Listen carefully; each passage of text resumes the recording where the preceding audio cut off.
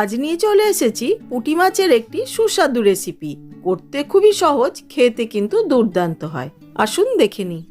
এখানে নিয়েছি পোস্ত, সর্ষে। আমি দু রকম সর্ষে মিলিয়ে রাখি, আপনারা জানেন। সেটা নিয়েছি একটা কাঁচা লঙ্কা, কয়েক দানা কাজু বাদাম আর কয়েকটা কিশমিশ নিয়েছি। তবে এগুলো বাদ দিতে চাইলে বাদ দিতে পারেন। এবার অল্প করে জল দিয়ে একদম মিহি পেস্ট বানিয়ে নিচ্ছি। হয়ে গেছে, এবার একটি বাটিতে তুলে নিচ্ছি। এবার এই বাটাটার ওপরে অল্প একটু সর্ষের তেল দিয়ে দিলাম, দিয়ে খুব ভালো করে মিশিয়ে রেখে রাখছি। এখানে পুঁটি মাছ খুব ভালো করে ধুয়ে জল ঝরিয়ে নিয়েছি। সাথে 2 পিস আমি রুই মাছের পিসও নিয়ে নিয়েছি, কারণ আমার মেয়ে না পুঁটি মাছ খেতে পারে না। যদিও এটা সরপুঁটি বড়, তবুও খেতে পারে না। দিয়ে দিচ্ছি লবণ, আর মাছটা ফেটে না আসে তার জন্যে দিয়ে দিলাম অল্প একটুখানি সর্ষের তেল। মাছের গায়ে লবণ হলুদটা খুব ভালো করে মেখে নিচ্ছি। প্যানে সর্ষের তেল গরম করে নিয়েছি, তার মধ্যে এবার মাছগুলি একে একে দিয়ে দিচ্ছি।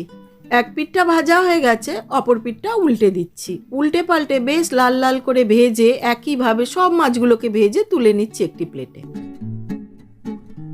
একই তেলের মধ্যে দিয়ে দিলাম 2টো শুকনো লঙ্কা আর অল্প একটু কালো জিরে। ফোড়নটাকে একটু সময় ভেজে নিয়ে বেটে রাখা মশলাটা দিয়ে দিলাম। মশলাটা দিয়ে বেশ ভালো করে কষিয়ে নিয়েছি।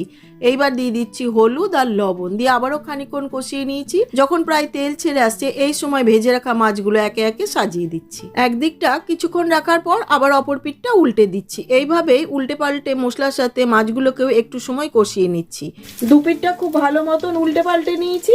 নিয়ে এই যে বাটি ধোয়া জল সেটা দিয়ে দিচ্ছি। খুব বেশি ঝোল ঝোল হবে না, এটা মাখা মাখা হবে, খেতে বেশি ভালো লাগবে।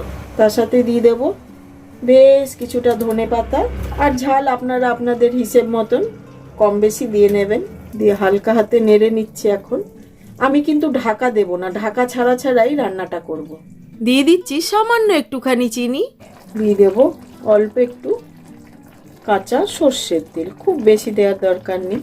ব্যাস, আর 2-3 মিনিট ফুটিয়ে নিলেই রেডি। এবার গ্যাসটা অফ করে একটি প্লেটে সার্ভ করে দিচ্ছি। গরম ভাতের সাথে সরপুঁটির এই রেসিপি দারুণ লাগে খেতে। আর এই পুঁটি মাছ ছাড়াও যে কোনো মাছ দিয়ে কিন্তু এই রেসিপিটা আপনারা বানিয়ে নিতে পারেন।